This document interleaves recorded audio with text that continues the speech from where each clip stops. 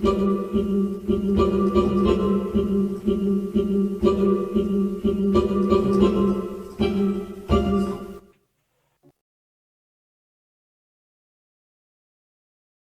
and welcome to part 1 of my memories of living on Fron Road, Connahs Quay between the 1950s to the 1970s. I will use family archive material such as old photos and rare silent film. I will also use old newspaper cuttings and ordnance survey maps from the internet. At the start, I show an old uncluttered OS map of Fron Road, with a little blue figure placed where our house was. This is followed by an 8mm silent film that pans the street. This was taken in the late 1950s. It shows a lady getting out of the car. This was our Auntie Winnie Evans, and the crowd around her is our family. That's one of my brothers on the back of the car. The last 8mm film is from the 1960s. If you notice a concrete lamppost, this was peppered with machine gun bullets when the German bomber came over Connahs Quay. See my vlog on Sealand RAF base.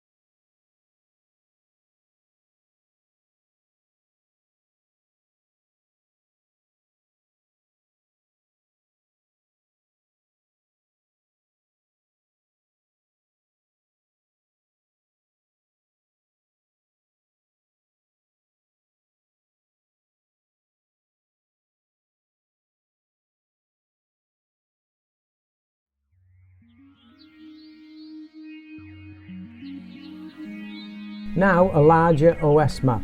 The following photos will show the original route of the Fron Road Brook in blue, the Iron Gate in black and Richmond Road marked in grey, and finally roughly where Thornfield Avenue is today marked in yellow. So the route appeared from Thornfield Avenue, or Big Hill as we called it, flowed close to the bottom of the Gardens and D Road. It went under a small concrete bridge which is still there, turned a bend at Richmond Road, and then it went past the swings towards the now surgery car park. Then it came close to the Iron Gate that you would have seen. After this it disappeared. The brook was finally piped around the 1960s. I know because we played in the very large pipes they were laying out. These are my memories of living in the terraced house in Fron Road. I will give you a verbal walkthrough, but I've also drawn very rough floor plans of the downstairs and upstairs. I only have a few photos covering the downstairs, none at all for upstairs.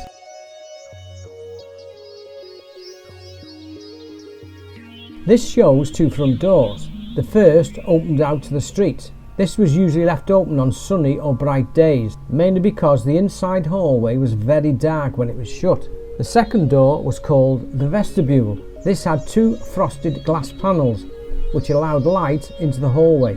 On the walls there were wooden dado rails running the full length. Below this was embossed wallpaper which had been painted with dark wood varnish, which made the hall darker. Lost the plot on why, unless it was to mimic wood panelling. This shows down the street, showing the old Presbyterian church and boathouse. It was probably taken around the early 1970s. The third photo was taken from the living room and shows the kitchen and bathroom door in the distance. Downstairs plan front room. The front room, or parlour, as my mother called it, was the posh room, where she would meet relations or neighbours who came for a chinwag. The front room was the only room downstairs that had floorboards. The others had either concrete or marley tiles. My mother had a glass cabinet which displayed bone china cups and plates and lots of little knick-knacks. As you walked, the floorboards would rattle the ornaments in the cabinet. There was a plush Axminster carpet underfoot and a similar plush rug by the fire grate. There was a plug-in electric fire set into the fire grate, which had a coal effect, which was basically a bulb with a spinning fan over it. There was a 3-piece suite, a writing desk, and even a radiogram, which was a valve radio and a record player that would only play 78 RPM records. All these records ended up being warmed up in hot water, and you can only blame Blue Peter for that. They showed us how to do it, so we made sure we did. We were only allowed to spend time in this room at Christmas time, when we got our presents. Within 2 days, the presents were taken to our bedrooms. Girlfriends were allowed, with our mother's approval, but she would say, "I don't want any hanky-panky." The rest of the year, it was out of bounds for us.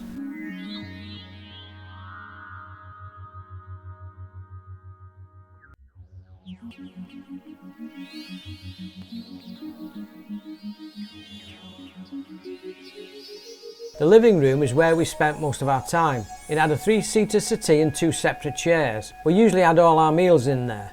There was also a coal fire that was usually alight, especially in winter time. This was prepared by a mother or father at night, ready for the morning. Preparation was, first, clear the cinders out the bottom of the grate, then scrunch up an old newspaper and place this into the grate. Then place thin wooden sticks on top. There would be a full coal scuttle ready for the morning. In the morning it would be lit by our mother or father. Using a match you would light the paper, then wait while holding a very large newspaper in your hands. You would quickly cover the front of the fire grate with a newspaper, which usually set it alight, causing the now disintegrating paper to shoot up the chimney, which could sometimes set the chimney on fire. In the 1960s we did have a large black and white telly with one of those stupid portable aerials that you had to adjust every 5 minutes to get a picture. Sometimes one of us had to hold it in a certain position while everyone else watched the telly programme. In those days we watched the moon landings, boxing, Cassius Clay or Muhammad Ali is known later. We also watched kids programmes like Blue Peter, Fireball XL5 and Watch with Mother.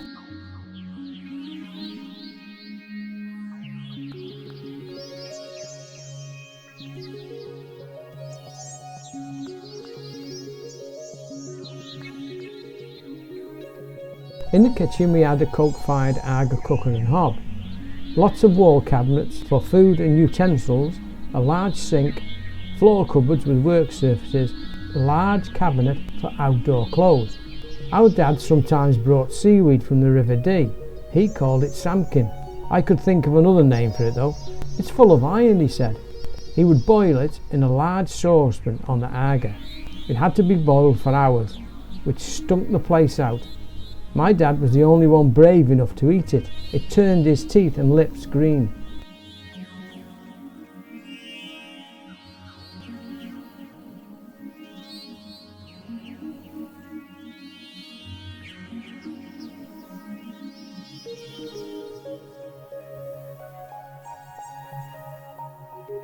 The outhouse.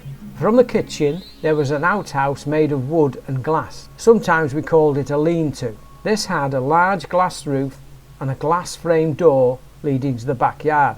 Inside we had an electric cooker and grill and cabinets for tinned food. There was a small drain outside which during heavy rain it usually got blocked, flooding the outhouse floor. We always had ants inside, but they didn't mind travelling because one day I took my small plastic lunchbox as usual to school. I opened it up, put my hand inside and came out with millions of ants on my hand. My mother must have made the sandwiches and left them on the breadboard for a while before putting them in the box.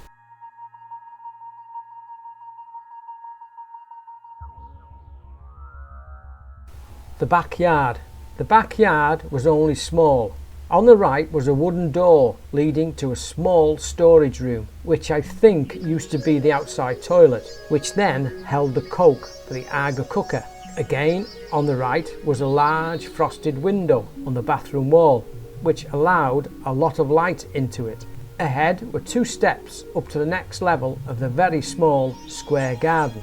This split off. Straight ahead was the back gate, and on the right was to the large black garage that used to be my Uncle Jack's pantomime company workshop. Up on this level there was a coal bunker.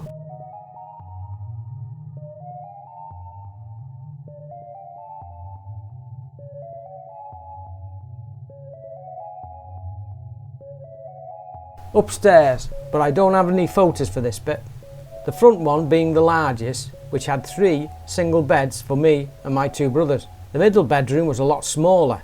This was my sister's until she flew the nest in 1974.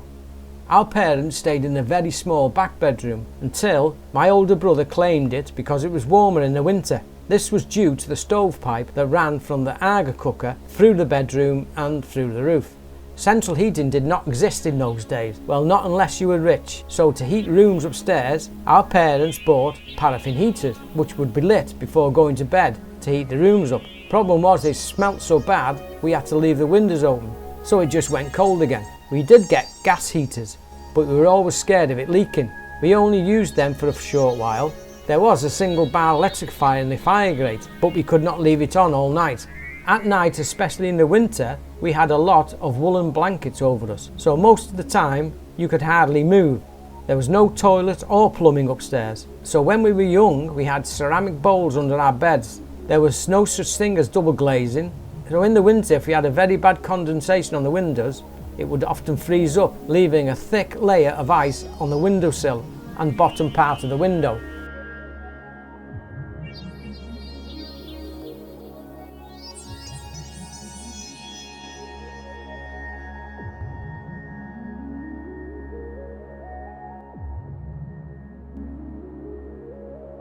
The New Inn area. I have utilised an old 1870s OS map showing the small village with the New Inn pub. I have drawn Fron Road in yellow. I found a photo of the New Inn on the internet. You can't see them, but there were old stables on the right hand side of the pub. Our father got us a Saturday job breaking up crisp boxes for the landlord, Fred Malooly, who our dad said you don't want to upset. He was well known to be a very strict landlord. The job consisted of basically flatten and stack cardboard boxes. We were left alone, but now and then the landlord would come out to see the progress. We usually spotted him, so he acted like little angels. As soon as he went, it was a free-for-all, throwing bits of hay and boxes at each other.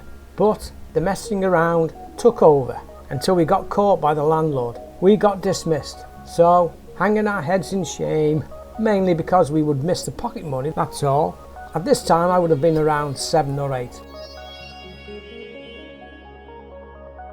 This is a photo from the internet of the landlord of the New Inn, Mr. Malooly. Would you mess with this guy?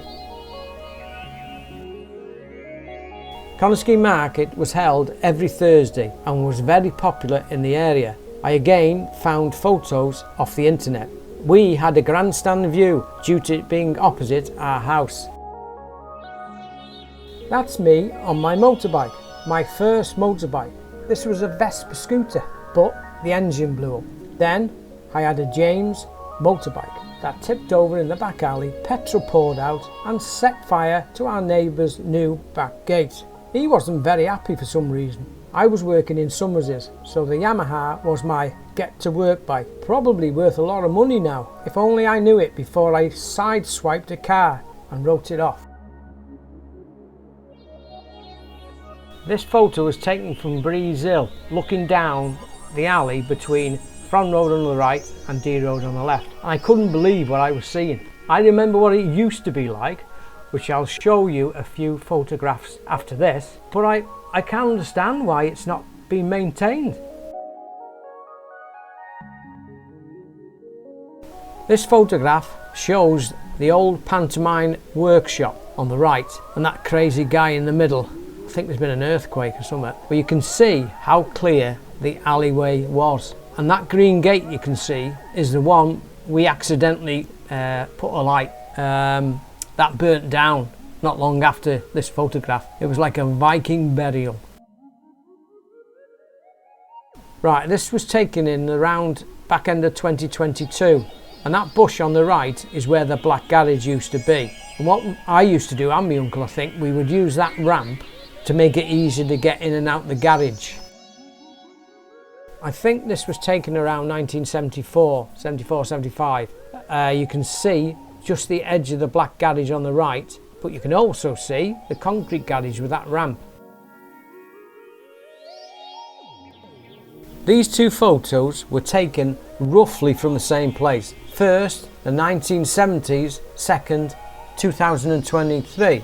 Big difference. I wonder what lies beneath all this. Maybe rats, broken glass, chemicals, especially from that fridge that's been dumped there. It's even a fire risk for the summer. The next photo is looking along the alley between D Road and Fron Road. On the right, there used to be a very busy tyre and exhaust repair garage. This is looking up the alley between D Road and Fron Road, and it was taken from the bottom of the alley. This shows the end of the alley at D Road, looking towards what used to be the Hippodrome Theatre and Cinema. I remember when I was about 8, watching my two brothers walk to the pictures, as we called it. My mother said I was too young at the time, so I had to walk back alone. I was gutted. When I was old enough, I went to pay the lady in the booth and found out she was one of my aunties. So when I paid, I got my money back. More sweets then. These are two photos of the Hippodrome in its prime, and again off the internet, followed by one from our archives, I think from around the 1940s, showing our uncle Jack Evans standing on the right outside the Hippodrome, but I don't know who the other two were, maybe relations. If you go across D Road from here, go along the alley and you come to a concrete fence. Turn left and turn right, that's the way to Mould Road, but if you look on the right, there's a concrete fence there. This is where a major crime took place, which involved the Rozzers, well, police as they called them in films back then. There was an orchard behind the concrete fence, so someone decided, not me gov, to go scrumping. I was nominated as lookout, not because I was vigilant, but because I was too small to climb over the concrete fence. Suddenly, from nowhere, a 6-foot-odd police sergeant crept up on me and said slowly, Hello, what's going on here then? I looked up and suddenly realised the game was up. It's a fair cop, I thought. The policeman told me to call the others. We were told to drop the loot, or the apples. He said he would tell our parents. He bent down over us and whispered from the side of his mouth, I don't want to see you lot here again. We darted off. These are a few pages from a local newspaper called The Advertiser and Reminder. This was printed at Fewsters, who were based at the bottom of Mould Road.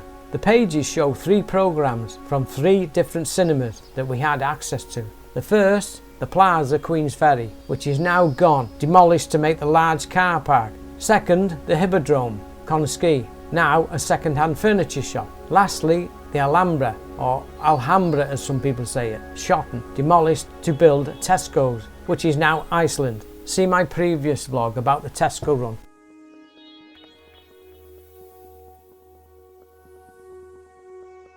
After the shock of going back to Fron Road in 2023 and seeing the changes, I decided I would include a comparison of the alleyways between Shotton and Connahs Quay. I have included a recent photo taken in Shotton between Roden Street and Brook Road to compare with Fron Road and ask the question, why the large difference? Shotton, well maintained, good drainage and lighting, Fron Road, completely the opposite.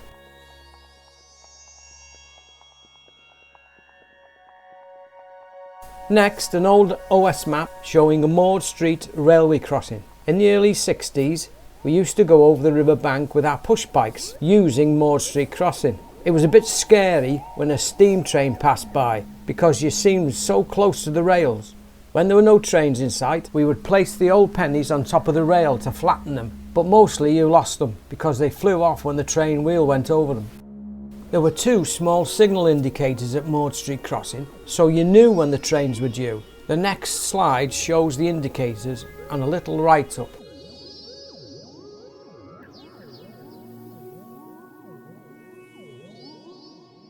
The configuration of Mould Street crossings in the 1960s consisted of 2 large wooden white crossing gates, 2 small pedestrian gates and 2 small signal indicators which were installed into a wooden cabinet by the gates. When a train was due, the signals would show off or point upwards. On the down line, you had a good sighting distance, not so on the up due to the bend. The next 2 photos are of Wepper Crossing, taken in 2023. Due to the erected fences, I couldn't fully inspect for any trace of signal indicators similar to Maud Street. I've never used or seen this crossing until I started this research. I have found newspaper cuttings covering 2 incidents. One at Maud Street Railway Crossing, Connahs Quay, which was a double track crossing layout. The other at Wepper Railway Crossing, which was close to Shotton low level station. This was a 4 track layout.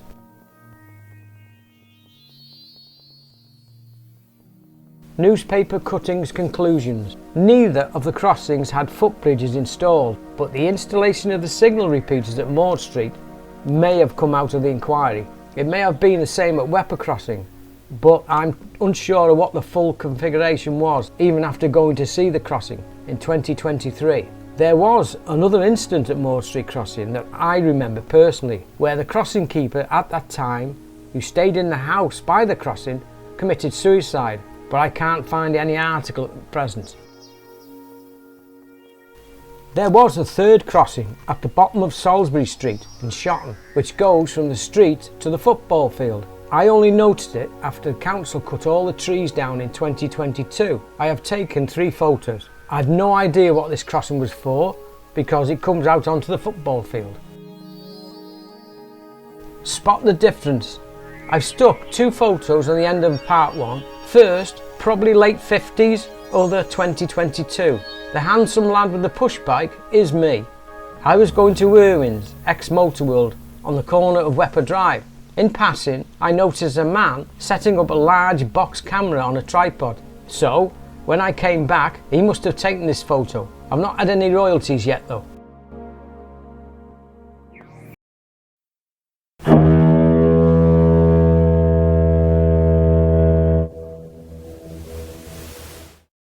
Well, I needed that.